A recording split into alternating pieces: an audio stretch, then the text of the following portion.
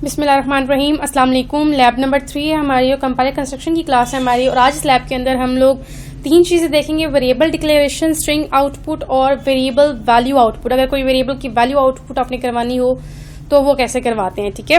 Next labs के अंदर हम लोग विदाउट रेगुलर एक्सप्रेशन देखेंगे और हमने लैब्स की भी हैं। इस लैब के अंदर हम लोग विद रेगुलर एक्सप्रेशन देखेंगे कि रेगुलर एक्सप्रेशन को यूज़ करते हुए, क्योंकि लैब 2 के अंदर हमने रेगुलर एक्सप्रेशन देखा था कि रेगुलर एक्सप्रेशन होता क्या है और उसको कैसे यूज़ करते हैं, और हम सी शार्प के अंदर रेगुलर एक्सप्रेशन का बेसिकली काम है क्या, ठीक है। तो आज जो हम अपना लैब वर्क करेंगे वो रेगुलर एक्सप्रेशन के थ्रू ही हमने वेरिएबल डिक्लेयर भी करवाना है और वेरिएबल की वैल्यू भी आउटपुट करवानी है और हमने एक स्ट्रिंग भी आउटपुट करवानी है। तो हम आते हैं अपने प्रोग्राम की तरफ। यहाँ पे मैंने एक फॉर्म बनाया है सी शार्प के अंदर, हमने फॉर्म बेस्ड एप्लीकेशन बनाई है एक, और यहाँ पे मैंने 2 रिच टेक्स्ट बॉक्सेस लगाए हैं, एक बटन लगाया है, 3 रिच टेक्स्ट बॉक्सेस है हमारे पास। एक इनपुट के लिए, इसका नाम मैंने इनपुट रखा है। यहाँ पे इसका नाम मैं आपको दिखा देती हूँ। इसका नाम हमने txt कोड रखा है, जहाँ पे आप इनपुट करेंगे तो यहाँ पे यूजर जो आउटपुट इनपुट देगा, ठीक है। यहाँ पे आपकी आउटपुट आएगी, जो भी यहाँ पे यूजर इनपुट करेगा, कंपाइल बटन के ऊपर क्लिक करने पे यहाँ पे आउटपुट बॉक्स के अंदर आउटपुट शो होगी, ठीक है। ये आपका एरर लॉग है। अगर कोई एरर मैसेज है, अगर यहाँ पे इनपुट के अंदर कोई एरर आ रहा है तो कंपाइल बटन के क्लिक करने के ऊपर यहाँ पे आपका जो एरर लॉग है या एरर आपका टेक्स्ट बॉक्स है, इसके अंदर आपको एरर मैसेज शो हो जाएगा, ठीक। कोड जो है हमारा वो कंपाइल बटन के क्लिक करने के ऊपर होगा हमारा, और यहाँ पे क्लिक करने के ऊपर मैंने यहाँ पे ऑलरेडी कोड लिखा हुआ है।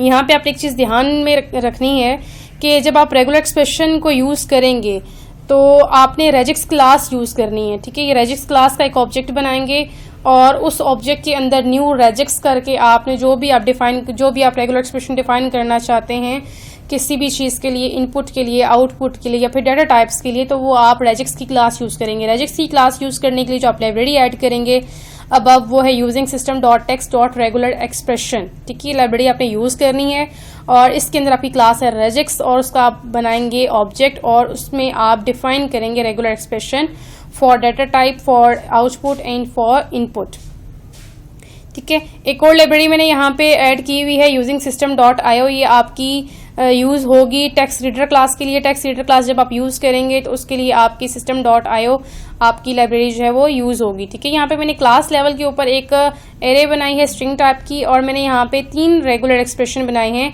एक डाटा टाइप्स के लिए, ठीक है। जो भी आपका यूजर जो है वो इनपुट देगा, जैसे कि इंट आपकी डाटा टाइप है या फिर स्ट्रिंग है, स्ट्रिंग आपका स्मॉल भी हो सकता है, कैपिटल भी हो सकता है, ठीक है। फ्लॉट है, 4 है, ठीक है। ये उसके लिए उसका रेगुलर एक्सप्रेशन डिफाइन कर दिया कि आपका जो डाटा टाइप यूजर एंटर करेगा, इंट, 4, स्ट्रिंग, फ्लॉट, कुछ भी, ठीक है। अभी फिलहाल मैंने इन्हीं 4 के लिए किया हुआ है, तो वो इसका रेगुलर एक्सप्रेशन ये मैंने कंप्लीट यहाँ पे लिख दिया। मतलब इक्वल का सिंबल होगा, इक्वल के बाद स्टारिक, यहाँ पे कोई वेरिएबल आपका आएगा, ठीक है। तो ये उसके लिए आपका जो सेकंड रेगुलर एक्सप्रेशन है, मैंने रेग 2 जो बनाया है रेजिक्स क्लास टाइप का, वो सी आउट के लिए कि अगर सी आउट ने कोई अगर यहाँ पे वेरिएबल अगर कोई आउटपुट करवाना हो तो उसको वेरिएबल की कोई अगर वैल्यू आउटपुट करवानी हो तो क्या करते हैं, और अगर कोई वैल्यू आउटपुट करवानी है तो क्या करना है। मतलब एक आपकी स्ट्रिंग आउटपुट होगी और एक वेरिएबल की वैल्यू, ठीक है। स्ट्रिंग में क्या हो सकता है, स्ट्रिंग में ऑब्वियसली हम नीचे भी काम करेंगे, देखेंगे। स्ट्रिंग में आप पूरी एक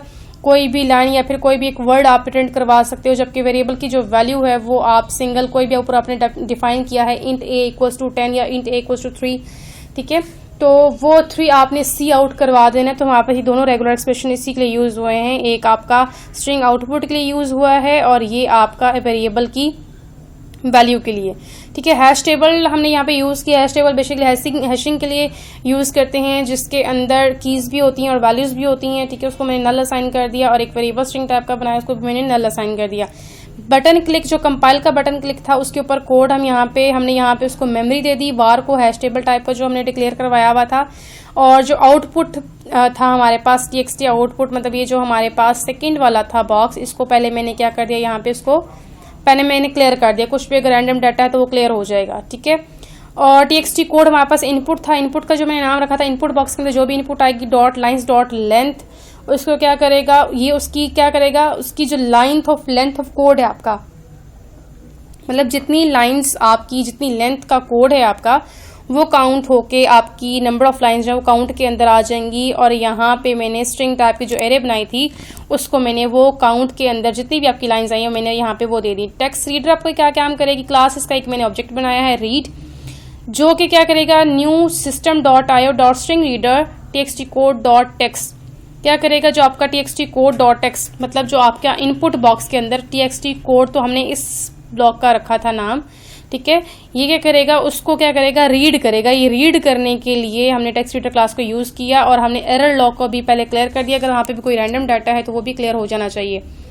यहाँ पे लूप चलाएंगे काउंट तक, जितनी भी नंबर ऑफ लाइन्स, ये जितनी भी लेंथ ऑफ कोड था आपका वहां तक आपका लूप चलेगा। और यहाँ पे वो रीड डॉट रीड लाइन के थ्रू आपकी बारी बारी एक एक लाइन जो आपका, क्योंकि काउंट तक लूप चलेगा ना, काउंट में हमारे पास क्या पड़ा हुआ है, length of line of code पड़ा हुआ है कि जितनी भी आपकी लेंथ का कोड है, ठीक है, वो आपका इसमें पड़ा हुआ। तो बारी बारी क्या करेगा, रीड डॉट रीड लाइन पे क्या करेगा, एक एक लाइन को रीड करेगा और यहाँ पे चेक करेगा क्या जो लाइन रीड की है, फर्स्ट जो भी लाइन थी आपकी, लेट्स सपोज वो लिखा हुआ है int a इक्वल्स टू 10, ठीक है, तो यहाँ पे वो मैच करेगा। इफ रेग डॉट रेग में हमारे पास क्या था, डाटा टाइप डिफाइन हुई थी, उसके लिए रेगुलर एक्सप्रेशन डिफाइन हुआ था कि अगर वो कोई डाटा टाइप तरह का कोई डाटा अगर आ रहा है, अगर वो मैच हो रहा है कोड, रेग इज मैच आप मेथड यूज करेंगे जो कि यूज होता है आपका मैचिंग के लिए, रेगुलर एक्सप्रेशन के साथ मैच होने के लिए। क्या यूजर है जो कोड ऑफ आई जो आपका कोड है वो मैच इज मैच हो रहा है रेगुलर एक्सप्रेशन से, अगर तो मैच हो रहा है तो वेरिएबल का मेथड कॉल हो जाना चाहिए। एज इफ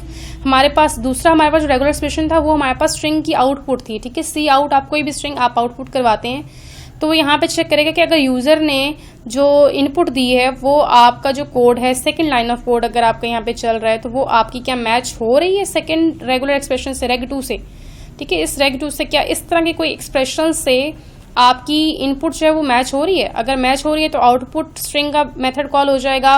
और फिर यहाँ पे तीसरा रेगुलर एक्सप्रेशन चेक होगा कि अगर आपके आउटपुट वेरिएबल की कोई भी आउटपुट अगर यहाँ पे मतलब सी आउट की अगर कोई स्टेटमेंट अगर आ रही है और वो स्टेटमेंट एग्जैक्टली मैच हो रही है इस तरह के रेगुलर एक्सप्रेशन के साथ, तो आपका यहाँ पे वेरिएबल आउटपुट का मेथड कॉल हो जाएगा। अगर इन तीनों में से कोई भी एक्सप्रेशन आपका मैच नहीं हो रहा तो n में क्या हो जाएगा, n+1 कर देंगे क्योंकि लूप हमारे पास यहाँ से 0 से स्टार्ट हुआ था, i+1 सॉरी, और यहाँ पे एरर मैसेज जो है वो आपको एरर लाइन नंबर आपको यहाँ पे शो हो जाएगा, ठीक है। जो तीन मेथड यहाँ पे कॉल होंगे, वेरिएबल जो डिक्लेयर होगा int a इक्वल्स टू 3 या फिर 10 या फिर 5 कुछ भी, ठीक है, फिर एक आउटपुट स्ट्रिंग के लिए, फिर वेरिएबल के लिए, तीनों मेथड्स हम यहाँ पे देख लेते हैं। तीनों मेथड्स हमारे पास क्या है, हमारे पास यहाँ पे पहले वेरिएबल का मेथड है, ठीक है, यहाँ पे क्या कोड भी आ रहा है और वो लाइन नंबर भी, ठीक है। यहाँ पे लेट्स सपोज हमने इसको स्प्लिट किया स्पेस की बेस पे, हम एज्यूम कर रहे हैं कि इस तरह का कोई डाटा आएगा इंट स्पेस और x, y इक्वल्स टू 10, ठीक है, स्पेस की बेस पे स्प्लिट किया और जब स्प्लिट किया हमने तो इंट 0 इंडेक्स पे चला गया और जो आपका अदर कोड है ये वाला कोड ये आपका 1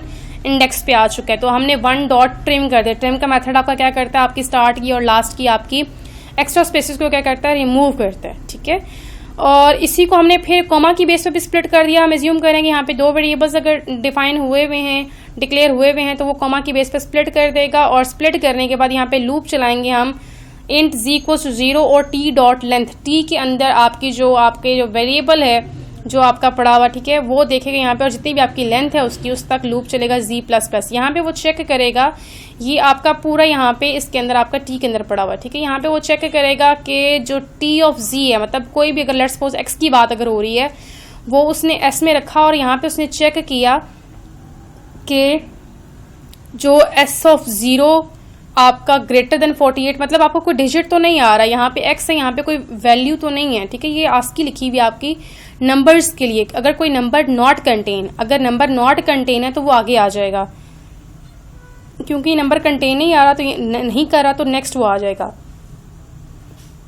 वो यहाँ पे आएगा और यहाँ पे चेक करेगा कि ये हमारे पास x है। If t of z contains equal, अगर इक्वल का सिंबल तो एंड पे क्या लगा हुआ है नॉट, के इक्वल का सिंबल भी नहीं है तो क्या कर दो var डॉट एड, वार जो हमने हैश टेबल टाइप का डिक्लेयर किया था ऊपर, डॉट एड उसका जो मेथड है t ऑफ z और कॉमा -1 क्योंकि देखें यहाँ पे x की कोई वैल्यू जो है वो डिक्लेयर नहीं हुई हुई अभी, ठीक है। तो x t ऑफ z मतलब वहां पे var के अंदर वैल्यू और वेरिएबल के अगेंस्ट उसकी वैल्यू, ठीक है। हैशिंग के अंदर तो हमारी क्या होती है, की और वैल्यू होती है ना, तो की जगह हमारे पास क्या स्टोर होगा, वहां पे x स्टोर होगा की जगह, टी ऑफ जी, और उसकी वैल्यू की जगह -1 क्योंकि यहाँ पे उसकी कोई वैल्यू अभी नहीं है तो उसकी जगह -1 स्टोर हो जाएगा। ठीक है, एल्स में क्या हो जाएगा, एल्स में वो देखेगा अगर ये देखे हमारे पास अगर ये वाला इफ नहीं चलता, अगर हमारे पास वो ऐड नहीं होता तो एल्स के केस में हमारे पास क्या, इट मीन्स के कंटेन, वो सिंबल अगर कंटेन यहाँ पे था नहीं कर रहा, अगर वो सिंबल कंटेन करेगा इक्वल का। ठीक है, एक और हमने एरे बनाई स्ट्रिंग टाइप की और यहाँ पे हमने उसे इक्वल की बेस पे स्प्लिट किया और इक्वल की बेस पे स्प्लिट करने के बाद ये हमारे पास ये इस कोड की बात हो रही है। ठीक है, जब ये स्प्लिट करेगा इसकी बेस पे तो y जो है 0 इंडेक्स पे आ जाएगा और 10 1 इंडेक्स पे आ जाएगा। तो d(1) को हमने क्या किया, डॉट सब स्ट्रिंग और d(1) डॉट लेंथ -1, क्योंकि हमने एंड से सेमीकोलन रिमूव करना है। ठीक है, हमें जस्ट वैल्यू डिस्प्ले होनी चाहिए। तो -1 हमने क्या कर दिया, लेंथ -1 को हमने सब स्ट्रिंग मतलब उसकी स्ट्रिंग उठा लेगा और वो सेमीकोलन को निगलेक्ट कर देगा। और वार के अंदर d(0) में क्या पड़ा हुआ है अभी y ऐड हो जाएगा और da(1) में क्या पड़ा, 1 इंडेक्स के ऊपर उसकी वैल्यू पड़ी हुई 10, मतलब अब वार के अंदर जो ऐड होगा वो y ऐड होगा और y के अगेंस्ट उसकी वैल्यू क्या है 10 वो ऐड हो जाएगी। एल्स क्या, अगर कोई एरर मैसेज है तो यहाँ पे कोई एरर मैसेज शो हो जाएगा। ठीक है, इसी तरह अगर कोई स्ट्रिंग आउटपुट अगर करवानी है, जो हमारे पास वेरिएबल था, कोई स्ट्रिंग आउटपुट करवानी है, जैसे सी आउट अदीला अगर मुझे डिस्प्ले करवाना है तो लूप कहाँ से चलेगा, 7 से स्टार्ट होगा। 7 से क्यों स्टार्ट होगा, देखें सी हमारा 0 इंडेक्स पे है, ओ हमारा 1 इंडेक्स पे, यू हमारा 2 पे है, टी 3 पे है, 4 5 और यहाँ पे 6 तक। ठीक है, इन्वर्टेड कॉमा जहाँ पे स्टार्ट हो रहे हैं 6 तक है, हमें जस्ट अदीला चाहिए। ठीक है, तो हम यहाँ से 7 से लूप स्टार्ट करेंगे और कोड डॉट लेंथ जितनी भी आपका जो भी आपका लिखा होगा वर्ड लिखा हुआ है, जितना भी लेंथ का लिखा हुआ है -2 कर देंगे। -2 क्यों किया, क्योंकि एंड से हमें इन्वर्टेड कॉमास और सेमीकोलन रिमूव करने हैं। ठीक है, वहां तक लूप चलेगा और क्या कर देगा, txt आउटपुट बॉक्स के अंदर आपको वो क्या करता जाएगा, वो कोड ऑफ जी जो भी आपका यहाँ पे कोड लिखा हुआ है, जो भी आपकी आउटपुट के अंदर जो स्ट्रिंग लिखी हुई है वो आपको यहाँ पे शो हो जाएगी। ठीक है, इसी तरह का कोई वेरिएबल अगर आप डिस्प्ले वेरिएबल की कोई वैल्यू डिस्प्ले करवानी है तो लूप 6 से स्टार्ट होगा, क्योंकि यहाँ पे इन्वर्टेड कॉमास नहीं है तो ये काउंटिंग में 0 से स्टार्ट होकर 5 तक और 6 के ऊपर क्या पड़ा हुआ है, x पड़ा हुआ है। ठीक है, तो यहाँ पे क्या 6 से कोड स्टार्ट होगा और -1 एंड से सेमीकोलन रिमूव करने के लिए मैंने -1 कर दिया और d के अंदर कोड ऑफ जी क्या करता जाएगा, वो ऐड करता जाएगा और फिर वो लूप चलाएगा war v in war keys के अंदर चेक करेगा क्या जो वेरिएबल जो दिया है यूजर ने वो चेक करेगा वार डॉट कीज, अगर v डॉट इक्वल्स डी, अगर उस वेरिएबल के अगेंस्ट कोई वैल्यू पड़ी हुई है बार के अंदर। ठीक है, dot equals v dot equals, ठीक है, इक्वल्स मीन्स के उसकी के अगेंस्ट अगर कोई वैल्यू पड़ी हुई है तो टेक्स्ट बॉक्स के अंदर वो वैल्यू शो करवा दे। ठीक है, और डीप क्या हो जाएगा, नल असाइन हो जाएगा। ये हमारे पास कोड था जो कि लैब 3 थी, हम इसको रन करके देखते हैं और रन करने के बाद हम इसको देंगे इनपुट। मैं यहाँ पे इनपुट देती हूँ इंट a इक्वल है 4। ठीक है, अकॉर्डिंग टू रेगुलर एक्सप्रेशन, जैसा कि मैंने रेगुलर एक्सप्रेशन डिफाइन किया हुआ है मैं उसी तरह की इनपुट यहाँ पे दे रही हूँ। ठीक है, सी आउट मैं यहाँ पे कर दूंगी a और यहाँ पे मैं कर दूंगी सी आउट इन्वर्टेड कॉमास में अदीला। ठीक है, तो ये हमें डिस्प्ले करवाएगा वेरिएबल की वैल्यू जो कि 4 है और एक स्ट्रिंग। कंपाइल पे क्लिक करने के ऊपर ये देखिए उसने मुझे यहाँ पे 4 भी डिस्प्ले करवाया और अदीला भी। इसी तरह अगर मैं यहाँ पे लेट्स सपोज कि मैं यहाँ पे कर देती हूँ इंट 4a, तो इस पे कंपाइल पे क्लिक करने पे उसने कह दिया भाई इनवैलिड 4 है। ठीक है, क्योंकि जो रेगुलर एक्सप्रेशन हम जिस तरह का डिफाइन किया हुआ था हमें उसी तरीके की हमें इनपुट भी करनी है। होपफुली आपने अंडरस्टैंड कर लिया होगा। Thank you so much, Allah Hafiz.